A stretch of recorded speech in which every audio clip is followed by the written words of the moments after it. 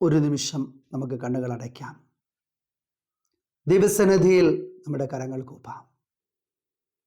നോമ്പുകാലത്തിൻ്റെ 2ാമത്തെ ആഴ്ചയിൽ കഴിഞ്ഞൊരാഴ്ചത്തെ എൻ്റെ നോമ്പുകാല ജീവിതം എങ്ങനെ പോകുന്നു എന്ന് നമുക്കൊന്ന് വിലയിരുത്താം.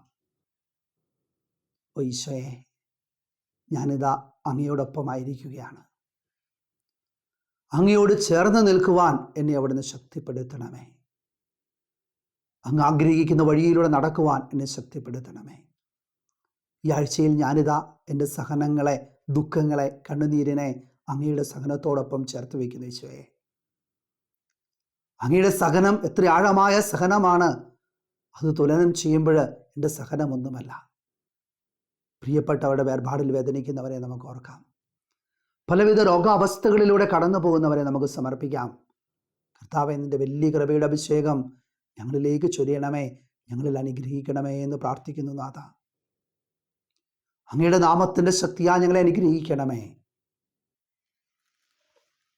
സ്നേഹമുള്ളവരെ, നോമ്പ് കാലത്തിൻ്റെ 2ാമത്തെ ആഴ്ച നമ്മൾ നമ്മുടെ ജീവിത സഹനങ്ങളെക്കുറിച്ചൊന്ന് പഠിക്കാനായിട്ട് പോവുകയാണ്. നമ്മൾ അതിന് സഹായിയായിട്ട് എടുക്കുന്ന വചനം 34-ാം സങ്കീർത്തനം 18-ഉം 19-ഉം തിരുവചനമാണ്. വചനപ്രകാരമാണ്: ഹൃദയം നുറുങ്ങിയവർക്ക് കർത്താവ് സമീപസ്ഥനാണ്. നമുക്കെല്ലാവർക്കും അറിയുന്ന വചനമാണ്. ഹൃദയം നുറുങ്ങിയവർക്ക് കർത്താവ് സമീപസ്ഥനാണ്. പലവിധ കാരണങ്ങളാൽ, ചിലപ്പോൾ നമ്മുടെ പ്രിയപ്പെട്ട വേർപാടിലായിരിക്കാം, സാമ്പത്തിക പ്രതിസന്ധി മൂലം, ജീവിത തടസ്സങ്ങൾ, വിവാഹ തടസ്സങ്ങൾ, സന്താന സൗഭാഗ്യ തടസ്സങ്ങളൊക്കെ മൂലം ഹൃദയം വേദനിച്ചു കഴിയുന്ന അനേകം വ്യക്തികളുണ്ട്. അവരോട് കർത്താവ് പറയാണ്, ഞാൻ നിൻ്റെ അടുത്തുണ്ട്, ഞാൻ നിൻ്റെ സമീപസ്ഥനായ നിൻ്റെ അടുത്ത് നിന്ന് നിന്നെ അനുഗ്രഹിക്കാനായിട്ട് പോവുകയാണ്. അതിനുശേഷം പറയാണ്, മനമുരുകിയവരെ അവിടുന്ന് രക്ഷിക്കുന്നത്. നമുക്ക് എത്ര സ്നേഹത്തിൻ്റെ വചനമാണ്.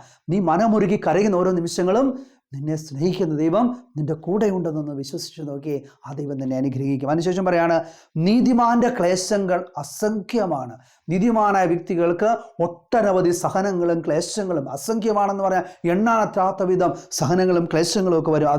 അതിൽ നിന്ന് വചനം കൃത്യമായിട്ട് ഓർമ്മപ്പെടുത്തുകയാണ്, അവയിൽ നിന്നെല്ലാം കർത്താവ് അവനെ മോചിപ്പിക്കുന്നു. അതുകൊണ്ട് നിന്റെ സഹനം എത്രമാത്രം ആഴം ചെന്നതാണോ, നിന്റെ സഹനം എത്രമാത്രം വിപുലമാണോ, എത്രമാത്രം കൂടുതൽ സഹനങ്ങൾ നിങ്ങൾക്കുണ്ടോ, അതിൽ നിന്നെല്ലാം ദൈവം നിന്നെ രക്ഷിക്കുന്നുവെന്ന് കർത്താവ് വചനത്തിലൂടെ നമ്മെ ഓർമ്മപ്പെടുത്തുകയാണ്. ഒരു സ്നേഹമുള്ളവരെ, നോമ്പുകാലത്തിൻ്റെ 2ാമത്തെ ആഴ്ചയിൽ നമുക്ക് നമ്മുടെ ജീവിതത്തെ ഒന്ന് വിലയിരുത്താം. എൻ്റെ സഹനങ്ങളെ ദൈവത്തിൻ്റെ സഹനത്തോട് നമുക്കൊന്ന് ചേർത്ത് വയ്ക്കാം. കർത്താവ് യേശു മിശിഹ നമ്മൾക്ക് വേണ്ടി പീഡകളായിട്ട് മരിച്ച ആ നിമിഷങ്ങളെ ഓർത്ത് നമുക്കൊന്ന് ധ്യാനിക്കാം. കർത്താവെ, ഞങ്ങളുടെ സഹനങ്ങളെ അവിടുന്ന് അനുഗ്രഹിക്കണമേ എന്ന് പ്രാർത്ഥിക്കാം. ഒരു നിമിഷം നമുക്കൊന്ന് പ്രാർത്ഥിക്കാം. കർത്താവ് യേശുവേ, പലവിധ സഹനങ്ങൾ മൂലം വേദനിക്കുന്ന ഓരോ സഹോദരങ്ങളെ ഇതാ അങ്ങയുടെ കരങ്ങളിലേക്ക് ചേർത്ത് വെച്ച് പ്രാർത്ഥിക്കുന്നു. പല വിപുലമായ സഹനങ്ങളിലൂടെ ഞങ്ങൾ നീങ്ങിപ്പോകുന്നുണ്ട്.